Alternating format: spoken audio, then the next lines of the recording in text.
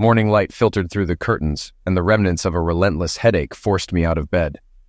I stumbled into the bathroom, swallowing 2 aspirin and bracing myself by the sink, hoping my queasy stomach would settle. I'm Ron Jameson, and yesterday turned my world upside down. After a long day at work, I walked into our home, unaware of the emotional wreckage waiting for me. Chrissy, my wife, looked at me with a mixture of love and sadness. She confessed she had been involved with another man for the past year. She described their relationship as a lifeline for him, a man shattered by a car accident that claimed his wife's life while he escaped unscathed. Chrissy explained how she tried to mend his broken spirit, how their connection deepened into love, and eventually, physical intimacy. She assured me her feelings for me hadn't changed and promised she would come back when this man no longer needed her. She vowed to remain present for our children and me, balancing her life between our family and her obligation to this man, who she believed would eventually move on. Her revelation felt like a sucker punch. In my stunned state, I lashed out, calling her names in a futile attempt to make sense of the betrayal. Chrissy's response was sharp. She accused me of failing to truly love and support her, throwing our wedding vows back in my face. She argued that if I loved her, I would accept this situation, as painful as it was. The conversation left me grappling with a storm of emotions, questioning everything I thought I knew about love, loyalty, and marriage. Chrissy was clearly disappointed and angry with me. I was furious, and to avoid punching her, I started drinking and yelling. Once I calmed down a bit, I asked how she would feel if I found another woman. "Who would want you?" Chrissy sneered. "You're an overweight, middle-aged man with thinning hair." She warned that if I tried to divorce her, she'd ruin me. I was livid and confused about what to do. My mind was in total meltdown, and I couldn't think logically. I kept drinking and raging at Chrissy. She packed a bag and said, "I'm leaving to be with my lover until you calm down and accept the situation." I didn't remember much after that. Sitting on our bed, I decided to take stock. Chrissy was right. I was middle-aged, my hair was thinning, and I was about 20 pounds overweight. I couldn't change my age, but I could do something about my hair and weight. First, I needed to find out where my kids were. It was Saturday morning, so they should be home. After searching the house, I realized they weren't there. Where had Chrissy taken them? I was about to call her parents when I heard a car in the driveway. It was Chrissy's car, and I saw our kids getting out. I met Chrissy at the door. "Good, you're sober," she snapped. "Where were the kids?" I asked. "They were with me. I couldn't leave them with you." "You didn't take them to your lover's house, did you?" I hissed. "Ron, watch your language," she snapped again. "They were already there. My friend is kind, unlike you yesterday. I wouldn't dare leave them with you." "Fair point," I admitted. "But why didn't you take the kids to your parents' place?" "They weren't home," Chrissy said as she went upstairs. I followed her. "Are you here to stay or going back to your lover?" "Oh, Ron, stop being childish. I've told you how things are going to be. I won't argue about it. The discussion is over. Accept it or don't. Even though you're acting like an idiot, I still love you. When he no longer needs me, I'll be back full time." "So what do we do now?" I struggled to stay calm. "Right now, I'm packing a few things to spend a few days with my friend until you cool down and accept the situation." "What about the kids?" I hoped to shame her into staying, but it didn't work. "If you don't want to watch them, call my parents. They will." Chrissy packed another bag and left, leaving my head ready to explode. However, I knew I had to keep it together for the kids. I wasn't going to take Chrissy's affair lying down. No self-respecting man would. After Chrissy left, I checked on the kids and asked if they had any homework. They all groaned, but agreed to get started when I promised we'd visit their grandparents, Chrissy's parents, after. The kids loved going there because Pop was helping them build go-karts. Chrissy's parents, Sam and Mary, lived on a small farm nearby. Sam, a retired tinkerer, had a large workshop where they worked on the go-karts. Sometimes I'd help too, being a certified mechanic at the local Ford dealership. I wanted to talk to Chrissy's parents to see if they knew about her boyfriend and get their advice. I had always had a great relationship with them and considered them my surrogate parents, since mine lived far away. However, I was worried they might side with Chrissy. I checked that the kids were doing their homework, and it struck me how much they meant to me. Ron, the oldest at 16, was a football player, but not big enough for a college scholarship. Sally, 15, was a typical teenager and a great student. Kyle, the youngest at 11, was a joyful accident and a happy-go-lucky child. While the kids worked, I made coffee and started a list of things to do. I called my boss, Bob Clarkson, to fill him in on my situation. I had worked at the dealership since it opened 23 years ago, and Bob had been my boss for 15 years. He was sympathetic, having seen his son go through a messy divorce where his ex-wife made false accusations against him. "Damn," I said. "She is one cold witch." "Tell me about it," Bob said bitterly. "For a week we expected the police to arrest Gary. These accusations are devastating and hard to disprove. The police get scared every time a woman accuses a man. The only thing that saved Gary was his ex-mother-in-law. When Carol told her mother that Gary maltreated her granddaughter, she thought it would ruin him. Bev, known for being ruthless but fair, immediately took her granddaughter to the doctor to see if she had been maltreated. The doctor confirmed she had not. Bev went to the police and threatened to testify against her daughter if they pursued charges. She also warned Carol that she would expose her pills problems, leading to her losing custody. "God bless Bev," I said, shocked at what women could do to get their way. "Amen to that," Bob replied. "If there's anything I can do to help you, let me know. If it's within my power, I'll make it happen." I asked for the next week off, using my personal days and vacation time. Bob agreed and even offered more time if needed. "There is something else," I said. "I need a good divorce lawyer." "That's easy," Bob said. "Use the attorney my son used. He cleaned Carol's clock. Gary got primary custody, kept the house, and Carol has to pay child support. His name is Dwight Tucker. I think I have his number. The messier my son's divorce got, the more I heard Tucker's name in my sleep." Bob found Dwight Tucker's card after about a minute. I called his office, not expecting anyone to answer on a Saturday, but luck was with me. Not only was Mr. Tucker there, but his secretary told me he had a cancellation and could see me if I arrived in 30 minutes. I told the kids I had to go out for an hour and to behave. I drove to Mr. Tucker's office and made it in 20 minutes. Dwight Tucker, a good-looking man in his early or mid-30s with deep blue eyes and a welcoming smile, greeted me. I was sure he scored points with lady jurors. "What can I do for you today?" Dwight asked as I sat down. "My wife told me yesterday she's cheating on me with a younger man," I said, feeling embarrassed and angry.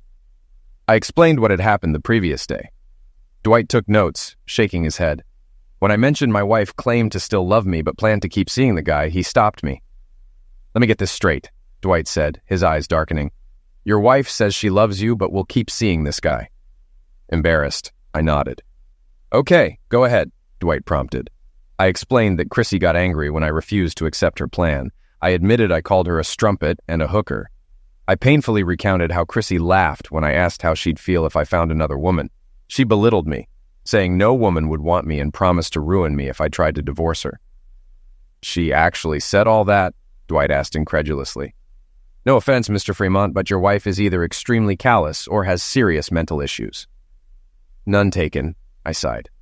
"I think the same." I then told him how she left the kids at her lover's house during our argument, and they spent the night there.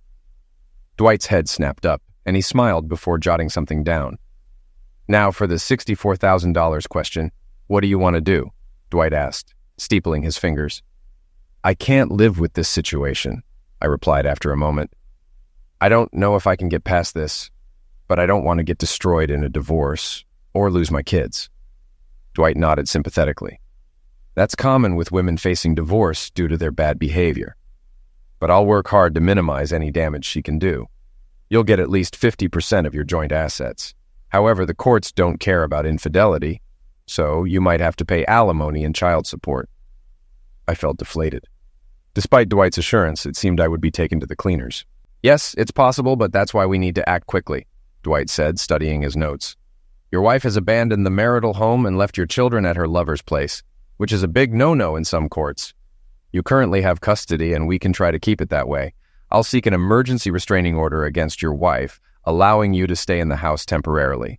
The longer you stay, the stronger your case for primary custody. Does your wife work?" "Yes, part-time at the hospital on Mondays, Wednesdays, and Fridays," I answered, then added, "That's probably where she met this guy." Dwight agreed and asked how much she made. I said about $25,000 a year, while I made about $80,000. "I have to ask a crucial question, and I want you to think hard," Dwight said, looking directly at me. "Do you still love her? Do you want to try to work things out?" I stared at the floor for a long time. When I looked up, tears were streaming down my face. "I do love her, but I can't accept this situation. She demeaned me and broke her vows. I just want a divorce." "Last question," Dwight said, turning to a clean sheet of paper. "Tell me about your assets." I quickly thought through our assets and explained. We had about $3,500 in checking, $44,000 in savings, and a $20,000 CD. I had roughly $150,000 in my 401k, while Chrissy had slightly less in her retirement plan from her full-time job at the hospital. Despite the hospital's generally better benefits, my company offered a superior healthcare plan, which we used. We also had 2 cars in both our names and a house with little equity, as we maxed out the loan when we bought it a few years ago. "Here's what I want you to do," Dwight said, looking ready for battle. "Withdraw half of the savings, checking, and CD amounts and put it in a separate account in your name only." "I can't touch the CD without Chrissy's signature," I explained. "No problem," Dwight said, calculating. "Take $33,750 from savings, pay as many house bills as you can from checking, cancel joint credit cards, and get a new one in your name only." "I still have a credit card from before we were married," I said. "I don't use it much because our joint card offers cash back." "Even better," Dwight smiled. "You won't need a new card." Dwight wrote a list of instructions and handed it to me. "Go to my secretary and have her call Taylor Locksmith to change your house locks. Then come back and we'll go over the next steps." Miss Carlson quickly got Taylor Locksmith on the phone. They said they'd come around noon. I returned to Dwight's office as he finished a call. "We're in luck," he said. "If I fax my paperwork today, we'll get Judge Johnson." "Why is that lucky?" I asked. "He hates cheaters," Dwight smiled. "He's an old-fashioned Bible Belt judge who despises infidelity. This works in our favor. If he wasn't available, I would have had to work harder, but Judge Johnson was a friend of my father's. He won't mind if I call him at home." Dwight stood up and offered me his hand. I shook it gratefully. "Before you head home," Dwight instructed, "go take care of your bank stuff. I'm preparing a petition for an emergency restraining order against your wife. She won't be allowed in your house or within 500 feet of you or your children. Since she's with her lover and left your kids there, that should help with the order. It might be overturned later, but by then, you'll be established as the primary caregiver. By Friday, I'll have her served with divorce papers. Then we'll see how she responds." For the first time since Chrissy dropped her bombshell, I felt like I was taking back control. The bank wasn't busy, so I quickly got a cashier's check for my share of the money and closed our joint credit card, paying off its $537 balance from the checking account. I also paid the mortgage 2 months ahead, which used up another $2,600. With the cashier's check in hand, I went to another bank and opened accounts in my name only. When I got home, the kids were watching TV. I loaded them into the car and drove to my in-laws. Sam waved from his workshop as the kids ran to him. Inside, Mary greeted me with a kiss. A minute later, Sam joined us. "I have something hard to say," I began. "Chrissy is having an affair, and I'm filing for a divorce." "I don't believe you," Sam said sharply. "What proof do you have?" "She told me," I replied softly, tears sliding down my face. Just then, the kids came in. "Please stay outside for a few minutes," I told them. "Why, Ron? Ron asked. "Because I said so," I said more sharply than I intended. Ron saw my tears and immediately pushed his siblings back out. "She told you?" Mary asked in disbelief. "Yes," I said firmly. I recounted the previous evening, including Chrissy's threats and insults. They were shocked and Sam was angry. "I still don't believe it. I'm going to call her and put it on speakerphone." Sam dialed Chrissy and put the phone on the coffee table. "Hey, Daddy," Chrissy answered brightly. "What can I do for you?" "Ron is here," Sam said. "Are you having an affair?" After a long pause, Chrissy demanded, "What did he say?" "He said you're having lovemaking with another man and that you love him." "It's complicated, Daddy," she pleaded. "I'm trying to help this man who's suffered a terrible tragedy." Sam's face turned red. "Are you having lovemaking with him or not?" "We've had lovemaking, but I still love Ron. I can't abandon this man right now. I love him too." I was stunned. Chrissy had always been a daddy's girl, and I assumed Sam would make excuses for her. "Chrissy," Sam's voice was strangled, "I never thought my daughter would become an immoral woman." "Daddy, please," Chrissy pleaded, but Sam hung up. Moments later, the phone rang again. Mary moved to answer it. "Leave it alone," Sam commanded, but Mary grabbed it anyway. Sam snatched the phone from her hand and threw it against the fireplace. "I said, leave it alone!" he screamed. She was stunned by her husband's anger and backed away. I was equally shocked. Silence filled the room as Sam and Mary processed the news. Finally, Sam hugged me. "Ron, I am so sorry. I can't believe our daughter did this to you. We will help you in any way we can. Mary will talk to her later and let you know how it goes. Right now, I'm too angry to speak with her. I had to leave to meet the locksmith. After herding the kids into the car, I hugged Sam and Mary and invited them for dinner to discuss more. On the way home, Sally burst into tears. Are you and Mom getting a divorce? Where did you hear that? I asked. From me, Ron said defiantly. I snuck back in and listened. I sighed, realizing they deserved to know. But how to tell them without causing too much damage?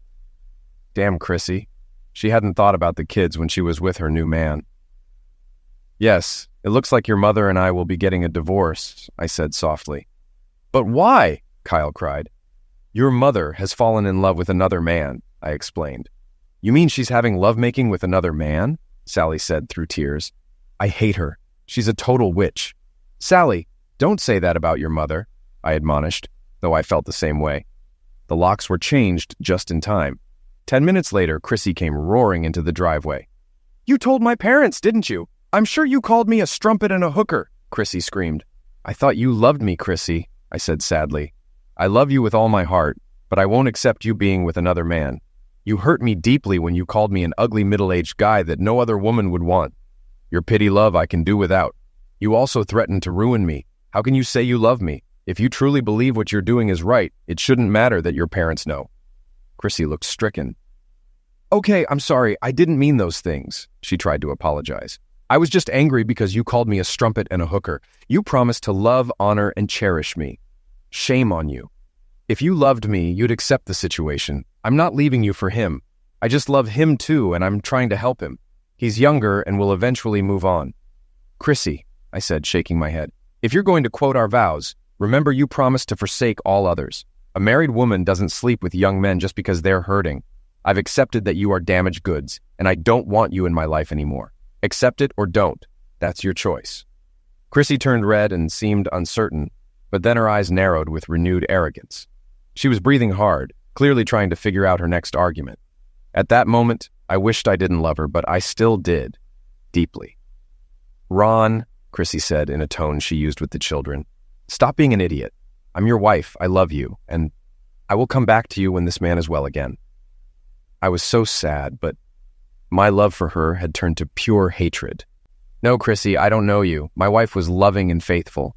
You, I don't recognize. For all I know, this is just one of many affairs. I can't trust you anymore.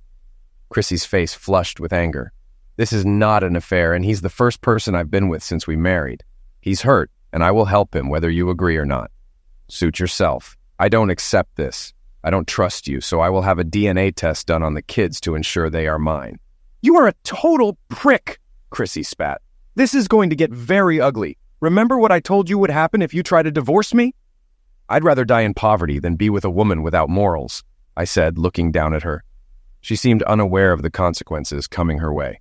At that moment, a sheriff's vehicle pulled up. The deputy approached Chrissy. Are you Chrissy Jameson? He asked. Yes, Chrissy responded, confused. Ma'am, this is a restraining order. You cannot enter the house and must stay 500 feet away. Do you understand? But that's my home, Chrissy sputtered. All my things are inside. You have 15 minutes to gather your stuff, the deputy said. I nodded in agreement. I'll take my children to the backyard, I said. I want to see my children, Chrissy said frantically. Ma'am, the deputy said, the restraining order is to protect your children from you. Chrissy turned to me furious. You did this. You're taking my children away. No, Chrissy, you did this, I said calmly. You abandoned our house and left our children unattended at your lover's place. I didn't abandon our house, and he's a wonderful man, Chrissy screamed. I'm helping him by sleeping with him. If he's so wonderful, go live with him and give him your love, or does he just want to use you for cheap pleasure? I responded, more for the deputy's benefit than Chrissy's. I took the kids to the backyard and told them their mother was gathering her things to take to her new man's house, but I would let them see her before she left. When I brought them out front, Kyle was crying hard and rushed into his mother's arms, begging her not to leave. Please, Ron, Chrissy sobbed. Can't you see what you're doing to the children? Anger flared in me, but I forced it down. Don't talk about the kids. I haven't done anything to them. You took them to your lover's house while you were with him. Ron, why can't you understand that I can't abandon him? Chrissy said, crying. Chrissy, you already abandoned your husband, your kids, and your home. It's time we did the same to you. You didn't consider the consequences of your actions, and now you're facing them." Ron Jr. asked. "Why?" Chrissy tried to explain to her son, but it was clear he didn't believe her. Sally, however, let her mother have it. "You're nothing but a selfish witch," she said, spitting on her mother's face. I had to grab Sally to prevent her from punching Chrissy and demanded she apologize, but she refused. Chrissy was blindsided and dropped to the ground, sobbing. Sally and Chrissy had been clashing lately, which I thought was just teenage rebellion. Now I feared Chrissy had permanently damaged their relationship. As I held Sally, Chrissy got up, ran to her car, and drove away, banging the steering wheel. Kyle tried to run after her, screaming, "Mommy, please don't leave us." Ron Jr. caught him and brought him back. The deputy looked at me sadly. "Mr. Jameson, I am really sorry for what you're going through." That night, Sam and Mary came over for dinner. I planned to grill burgers, but Mary took over the kitchen and made meatloaf and her famous macaroni and cheese, which the kids loved. While Mary cooked, Sam and I had a couple of beers in the living room. He was clearly distraught over his daughter's actions. I explained the restraining order and how Chrissy had left the kids unattended at her lover's place, which saddened Sam even more. "Mary spoke to Chrissy about an hour after you left," Sam said finally. "How did that go?" I asked. "Terrible," Sam admitted. "Mary tried to reason with Chrissy, but she's convinced she's right and we're all wrong. She thinks we're horrible people. Mary got really angry and told Chrissy not to call us anymore and that she would testify against her if it went to court." As you can imagine, the meal was very subdued. The only bright spot was when Sam invited the kids over to work on their go-karts the next day, which brought smiles to Ron Jr. and Kyle. Sally, however, sat with a pissed look and didn't eat. I let it go, knowing she was hurting as much as I was. On Friday, Chrissy was served with divorce papers at the hospital. Friends there told me she lost it, swearing at the process server and vowing to ruin me. She was sent home, or rather to her lover's house. Chrissy hired a lawyer, Amber Wright, whom Dwight knew. He said she wasn't as good as she thought. Amber tried to rescind the restraining order, but Judge Johnson only modified it, allowing Chrissy supervised visits at the house without her boyfriend present. He warned her that any violation would end her visitation rights. Chrissy was initially happy, but her joy faded when the judge ordered her to pay child support, forcing her to go back to work full-time. Despite her blow-up at the hospital, they would likely take her back due to the nursing shortage and her skills. After the hearing, the DNA results arrived. It took me almost half a day to open the envelope. When I did, I was filled with happiness. My kids were truly mine.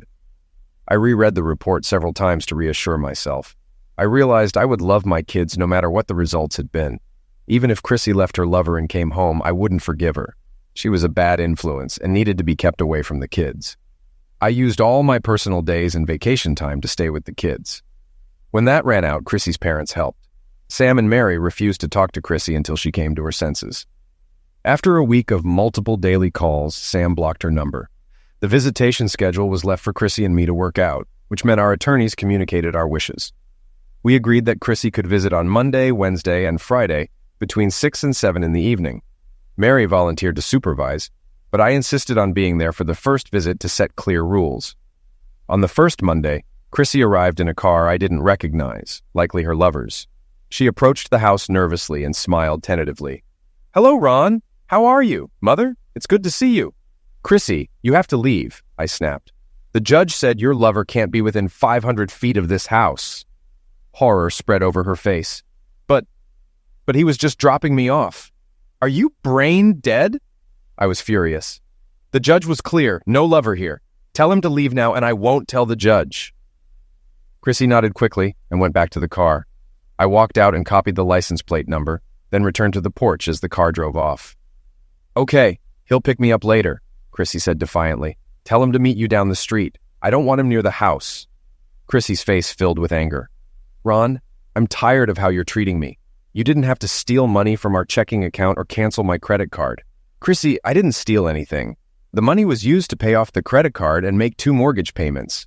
I wanted to ensure the kids had a place to stay while we sorted things out. As for canceling the credit card, I didn't want to be stuck with any expenses you might charge while with your lover."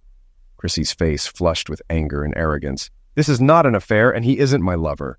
You're being a prick." Before I could respond, Mary stepped forward and slapped Chrissy across the face. Both Chrissy and I were stunned as she stepped back, bewildered, staring at her mother. "Chrissy, If you ever disrespect Ron again, I will tear that dress off you and slap your bum red. If you want to see the kids in the living room, I'll talk to Ron first and then join you. Be warned. If you say or do anything wrong, I will throw you out of this house." Chrissy nodded meekly and went inside. "Ron, I apologize for my brain-dead daughter," Mary said sympathetically. "Thanks for sticking up for me," I said gratefully, and then I left. 2 weeks later, the restraining order was lifted, as Dwight had mentioned. By then, I was established as the primary caregiver and allowed to stay in the house. Chrissy continued seeing her lover, so her child support remained.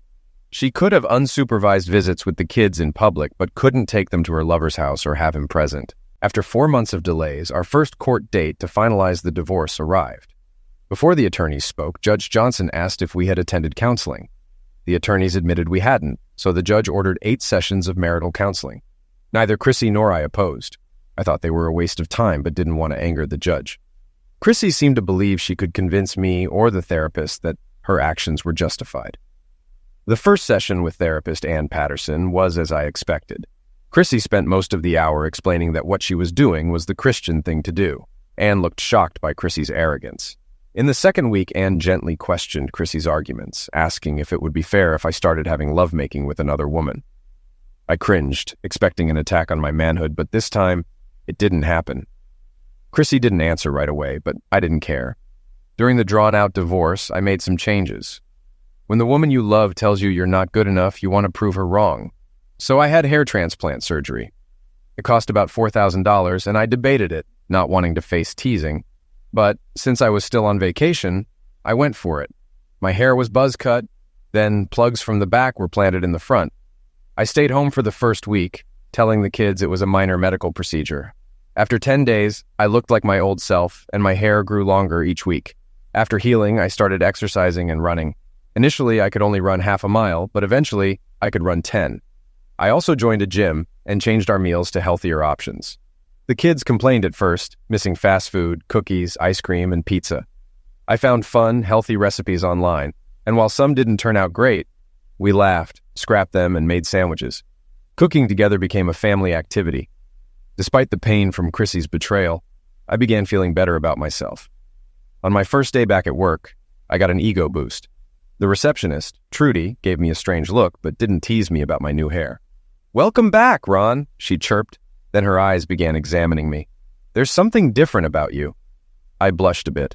"Oh, I've been on a diet. I've lost 18 pounds. I'm aiming to lose another 5. She laughed and nodded. "Well, it really suits you. If I weren't married, I'd be all over you." Thanks for the ego boost, but according to my wife, I'm just a middle-aged man with no lovemaking appeal. So much so, she's found herself a lover. I tried to make a joke out of it, but it fell flat. By now, everyone at the company knew about my situation. Storm clouds crossed over Trudy's eyes. "Chrissy is an idiot. Either that or she's got a screw loose.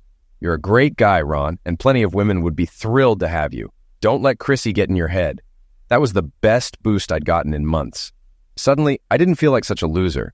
I snapped back to the present when Ann asked my wife again, "Chrissy, how would you feel if Ron came home and told you he was sleeping with another woman?" As I mentioned, I was waiting for Chrissy to attack my manhood. But she didn't. I did see her eyeing me during our first meeting. I guess she could no longer say that I had thinning hair and was overweight. That was another boost to my ego. Anyway, I just sat in my chair and waited as Chrissy seemed to think about what to say. She couldn't very well say that I couldn't have another woman if she had another man. "I guess if he was trying to help that woman get over some tragedy," she said with arrogance, "I would be okay with it. What if he told you that he loved this woman and that the lovemaking was very good?" "Again, I would accept it," Chrissy insisted. "However, he would have to assure me that the children and I would be taken care of." The session continued like that, with Ann trying to get Chrissy to see that her position was really ridiculous. But Chrissy refused to budge. As I feared, these sessions were just a waste of time. Chrissy was just going to use them to try to convince me that she was right. That was never going to happen. And as it was, the initial shock of what Chrissy was doing had begun to wear off. It's a funny thing about love. If it isn't nurtured, it begins to die. By the 3rd week, something had changed. Chrissy came into the session much subdued and said little. Mostly, she just listened. Whatever had changed, it had set Chrissy back a bit. Maybe she wasn't as arrogant now because Ann was calmly and compassionately challenging her premise at every point. I also saw Chrissy checking me out when she didn't think I'd notice. I continued to work out and lost a few more pounds. I'd even begun doing a lot of yard work, which had given me a great tan. A couple of months before the therapy sessions had been ordered, I made another change. I was becoming dissatisfied with my job. Oh, I loved fixing cars, and not just the engines. I got tremendous satisfaction from doing bodywork. I'd been fixing up old cars since I was 14 years old. I could do it all now. I saw owning my own business as a way to spend more time with my kids. I talked it over with Sam, and he agreed to help me. I wanted to set up my own shop and start building a business. But I couldn't just quit my job and do it. I didn't have the money to sustain us until the business took off. We'd starve before I could make a go of it. However, since Sam's farm was also in an industrial zone, he agreed to let me start my business in his workshop. Actually, Sam's tinkering shop had once been a barn for horses that he had converted. There was plenty of space for Sam and me if I got the business established. Sam agreed to lease me a piece of land on the road to build my own building. I spent time at work studying how they had things set up. The dealership was basically set up to handle a higher volume than I was anticipating. They did a little bodywork at the dealership, but much of it was subbed out. With this in mind, I scaled down what I needed in terms of tools and equipment. One thing for sure, I'd need to build a paint booth. Sam was not only okay with that, but actually helped me construct it. I spent the savings I had liberated from our joint savings plus a small loan from Sam to finance the venture. I started part-time, mostly on weekends and evenings. It was fun, and the kids would come out many times to watch or even help. I really enjoyed teaching Ron Jr. how to do things. Even Sally got her hands dirty and loved to tell her girlfriends how she helped change out an engine or help paint a Corvette. That also made her more interesting to the boys at school. I got business by word of mouth, and soon I was wondering if I shouldn't strike out full-time. That decision actually came to a head when I was told that they needed me to work over the weekend to get some backed-up workout. I couldn't do it because I had customers of my own that I needed to take care of. I figured I was going to get fired when I went in to tell Bob that I couldn't work because I had my own business obligations. "Got a minute, Bob?" I asked, poking my head into his office. "Sure, Ron." He waved me in. "I'm glad you're working this weekend. We've got 44 cars coming in on Friday that need to be thoroughly checked and prepped. We have to get them out by the end of the month." I winced slightly at that. Most people don't realize that factories offer special incentives to dealerships. If they sell a certain number of cars in a month, they get a discount off the invoice. For example, the factory might say if you sell 300 vehicles this month, we'll take $150 off your cost. That's a $45000 saving. But if the dealership sells only 299, they get nothing. This was crucial for the dealership. "That's just it, Bob," I said, feeling sweat trickle down my back. "I can't work this weekend. I've kind of started my own business on weekends and I've got commitments." "I'm sorry, Ron," Bob said curtly, "but if you can't work this weekend, I may have to let you go." "I understand, Bob," I said resignedly. "I just hope there are no hard feelings. I've been trying to build up a business of my own. I want to spend more time with my kids and make some extra money for their college funds. I'll clean out my locker." "I hate to lose you, Ron," Bob said sadly. "Tell me about your business. Where are you located and what kind of jobs are you doing?" I explained that I had set up my operation on my father-in-law's property and described the equipment and tools I had. I was set up to do almost any kind of car repairs, including bodywork. "Go get yourself a cup of coffee and then come back here," Bob said, reaching for his phone. I didn't want any coffee, so I went to my locker and put my things in a box. Losing this job meant it was going to be tough for a while. The kids would have to be put on Chrissy's health insurance plan as I had taken her off mine. Still, I was confident I could make it. I was turning away almost as much business as I was taking in. Bob motioned me into his office when he saw me coming down the hall. "I've got a deal for you, Ron," he said excitedly. "If you work this weekend, we'll reimburse you for any money you lose because your customers are unhappy." "No," I shook my head. "I couldn't do that to my customers." "Hold on. I'm not done," Bob said, sliding a piece of paper across the desk. It was an independent contractor's agreement. "I really need you this weekend. I also think you can convince your customers to wait a few days. If you can do that and your shop passes our inspection, we'll hire you as an independent contractor to do some of our body work." I was stunned, but took the deal. After that weekend, I was basically working full-time at my business. Occasionally, I would go into the dealership if they had a problem and I wasn't busy. Also, Sam started helping me part-time and Mary agreed to do my books. I was now making more money than I ever had working for the dealership. The only thing still messed up in my life was my marriage, and after the 4th counseling session, I wanted to end them. I was pretty much beyond caring what Chrissy was doing with her new love. Oh, don't get me wrong, it still stung when I thought about my wife being with another man, but I wasn't thinking about it as often. In our 5th session, I decided to go on the offensive. I figured if I attacked Chrissy hard enough, she might choose to end these useless sessions. I decided to confront her on the most hurtful things she had said, that I was too ugly to attract another woman. When Anne asked if I had anything to say, I lit into Chrissy. Chrissy, I've decided that you're not only selfish, but also very nasty.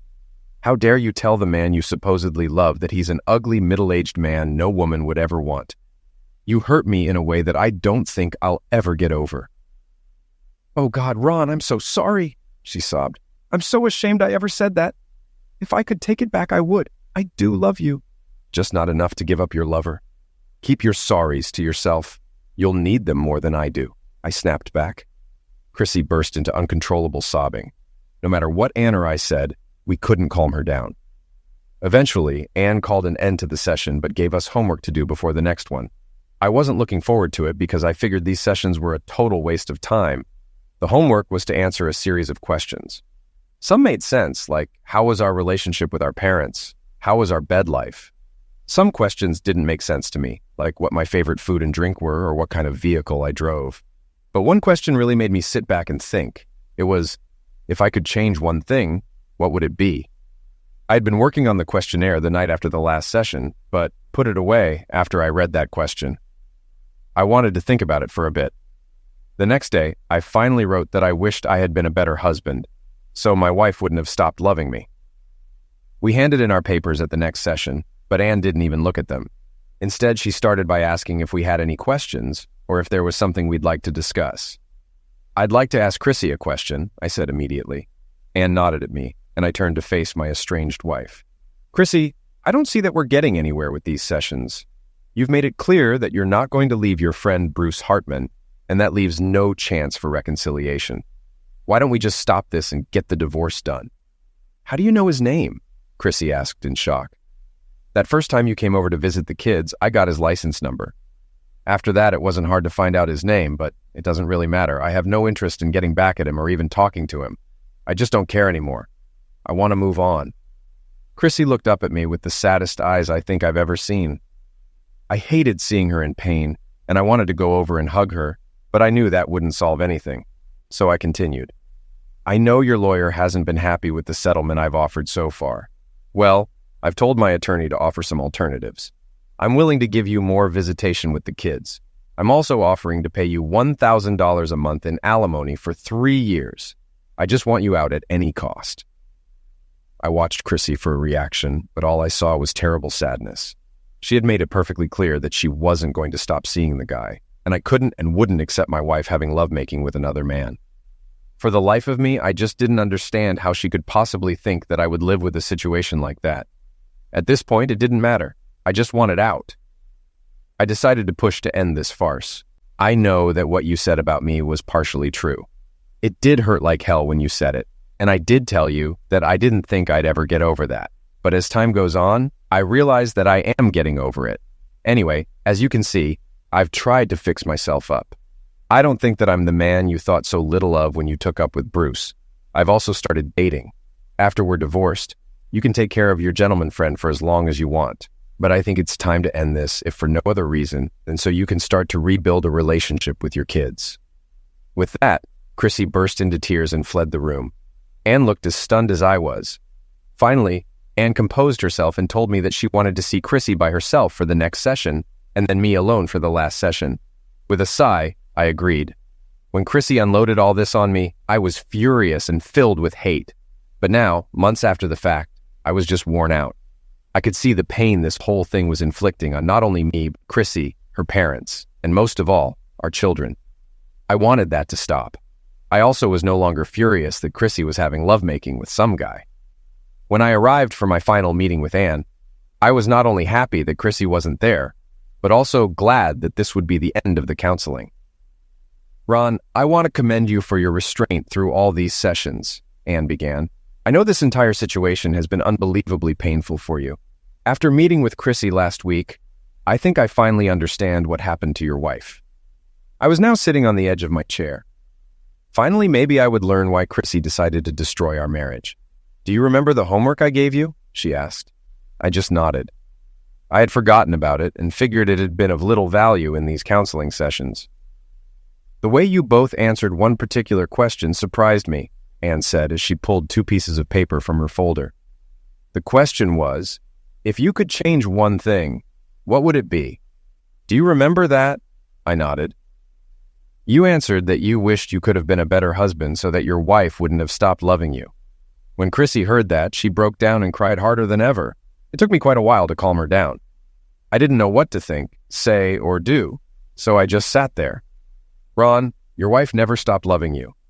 Yeah, that's why she continues sleeping with Bruce, because she loved me so much, I said sarcastically. Anne gave me a disapproving look, but then sighed. Ron, what I discovered about Chrissy was that she was going through a severe midlife crisis. As the children were getting older, Chrissy felt her life slipping away from her. She is, and I suspect she has always been, a warm and caring person. Somewhere along the line, she found Bruce, who needed her terribly. She confused her desire to be young again and Bruce's terrible need for forgiveness over his wife's pass away for love. That doesn't change anything, I protested. She's still sleeping with Bruce. Actually, no, she's not, Ron. Really? This was news to me. Then why didn't Chrissy tell me? Anne sighed. I know this isn't going to change your feelings at this point, but you need to know the whole truth. Bruce left town the same day you told Chrissy you were going to start dating and just wanted to get on with the divorce. She figured she had already lost you. I thought about it, but Anne was right. It didn't change my mind. Too much had happened to go back. I had my life on track now, and I wanted to move forward. I could never trust Chrissy again, and I didn't want to live like that. Most importantly, I wanted the kids to start bonding with their mother again. Sally's grades had slipped badly since this mess began, and she was still angry at her mother. Kyle had become sullen, withdrawn, and was acting out in school. This was perhaps the worst consequence of Chrissy's actions. Kyle was no longer the happy-go-lucky kid he once was. Ron Jr. handled it the best. He wasn't angry or sullen, but whenever his mother's name came up, he changed the subject. Maybe I'm wrong. Perhaps his reaction is worse than the 2 girls. I just don't know. One last thing, Ron, Anne said, pulling out the second piece of paper. This is Chrissy's answer to the question about changing one thing. She wrote that if she could change one thing, it would be that she never met Bruce Hartman. The divorce went through, and as per the agreement, Chrissy visited the kids on Wednesdays and Fridays. I made sure to take the kids out on Fridays before Chrissy arrived. At first, our interactions were formal and awkward, but then we started sharing meals together with the kids. And one evening, Chrissy asked if she could stay the night. No, I answered with a chuckle. The bed in the spare room isn't that comfortable. It's better if you go back to your place. And next time, don't think I'd ever be alone with you. As for Bruce Hartman, his story wasn't completely true. His wife died driving away from him after finding him cheating. She left in rage, speeding, and died in a car crash. Why did he leave town? I guess it was because of a severe striking he took outside a local bar. 5 broken ribs, 1 busted kneecap, 5 missing teeth, and 2 busted nuts. I had to call in a favor with some friends. It was worth it. The striking ensured he would never be with another woman, let alone please any. As for Chrissy, she gradually restored a loving relationship with her children, or I should say with Sally and Kyle. No matter what Chrissy did, there was always a distance between her and Ron Jr. I would have thought Sally would hold a grudge, but she was the first to fully embrace her mother's return. Chrissy finally mended her fences with her parents, though like Ron Jr., there was a slight coolness with her father. Most Sundays we'd have dinner there like a family, but we weren't. Chrissy kept apologizing for everything that had happened. I finally told her to please stop. I will never forgive you, and it's useless to try, I told her. Oh, please, Chrissy, stop being so childish. I told you how things are going to be. I have no intention of arguing about it. The discussion is over. Accept it or don't. That's your choice. We are never getting back together again. Even if you were the last woman on the planet and the fate of mankind depended on me making love to you, I'd pass. 3 years later, I got married. I married Sally's teacher. How we met and everything that happened is a story for another time. But what matters is that the kids love her and have accepted her as part of the family. Chrissy still hasn't accepted that I've moved on. Well, I'm not going to do anything about her. After all, the discussion was over. She either accepts it or she doesn't.